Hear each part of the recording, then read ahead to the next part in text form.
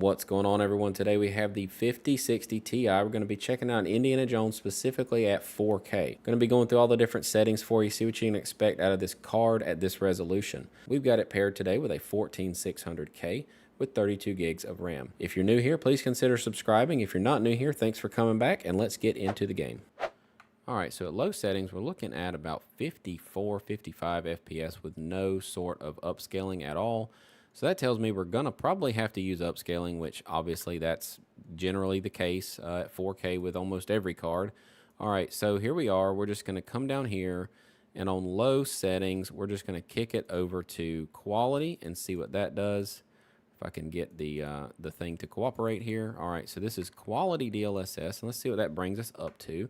All right, that's much better. We're at 85 FPS. Now, I will say that quality DLSS looks really good, but at 4K, you could even go down to performance and it still look quite nice. So as we go through these settings, I will probably start to rely more and more on DLSS just to make sure that our frames are above that, 55, 60 FPS mark. All right, so with that out of the way, let's just keep going here. So we're going to keep everything at 4K. We're going to come down here and turn on the medium preset. Now it does want me to restart, so I'm going to do that and be right back. So this is the medium preset with DLSS quality.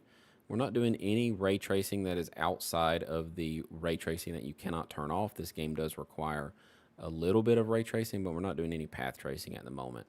All right, so looks like we're at 9.9 gigs of allocated VRAM right here at 65 FPS. All right, so let's just jump over to the next setting and see how far we can push this card at 4K. Let's see what you need to do.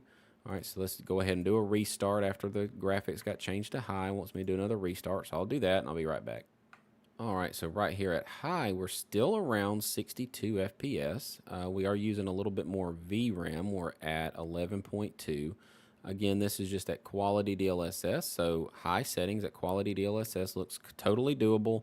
Again, we're not doing any ray tracing. We're not doing any frame generation at the moment. I'm going to go ahead and go through this little, area here, and I'll cut this out.